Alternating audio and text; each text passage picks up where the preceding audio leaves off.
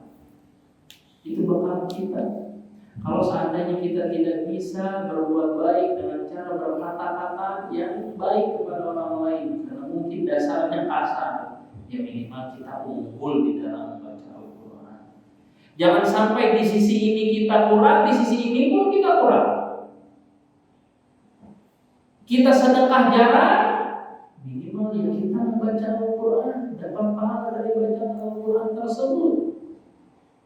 Jangan sampai di segala sisi kita kurang. Maka mana titik yang paling menonjol kecenderungan kita, itulah istiqomahkan di dalamnya.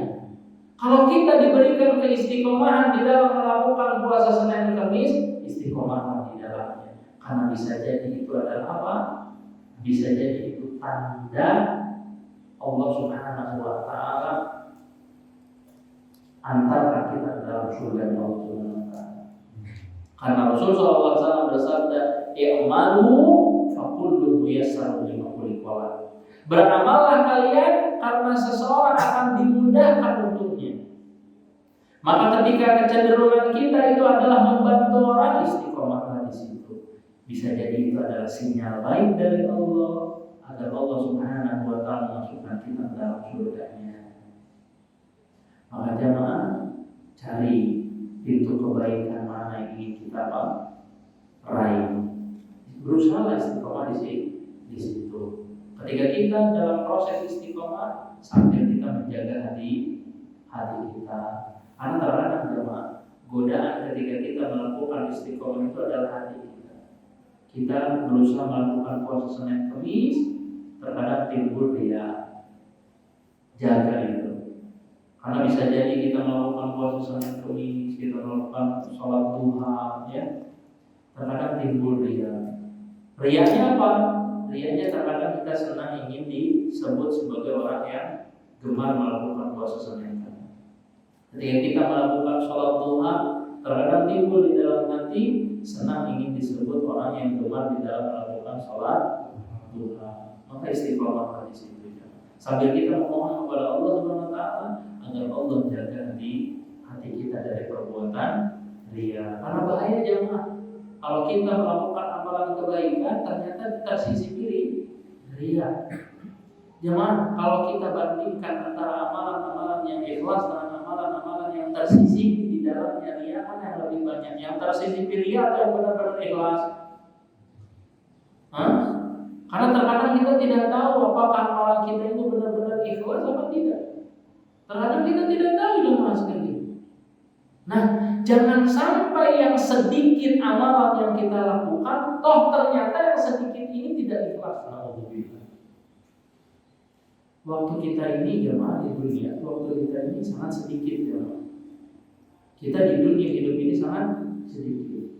Terpotong waktu sebelum tidur, terpotong waktu masa sebelum balik.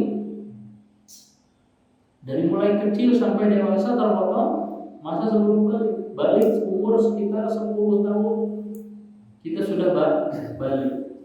Jadi masa umur kita kalau sekarang itu adalah 30 tahun, berarti masa umur kita itu baru 20 tahun, 10 tahunnya dipotong masa balik. Dari 20 tahun ini belum dipotong waktu tidur, waktu bermimpi, ngobrol yang terkadang gak ada manfaatnya, terpotong waktu scroll WhatsApp, Facebook, media sosial, habis waktu untuk itu. Nah, waktu dengan Allah ini berapa jam dalam satu hari? Paling 15 menit dalam satu hari. Nah, yang 15 menit ini ikhlas atau tidak? Nah, jangan sampai jamaah amalan yang sedikit, sudah sedikit ternyata jauh daripada ikhlas.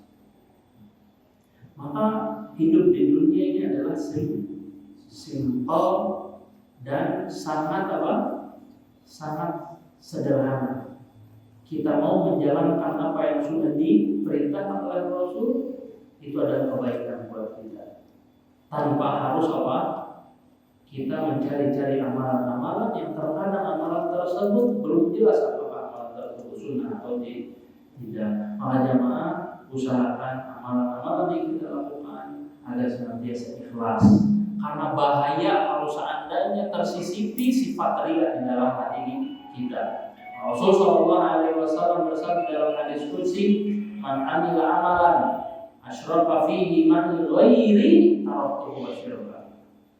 Barang siapa yang melakukan amalan yang ia menyekutukan aku di amalan tersebut, aku tidak butuh amalan. Jemaah, kalau kita ternyata melakukan suatu amalan, ternyata kita ria di amalan tersebut, Allah tidak butuh amalan kita.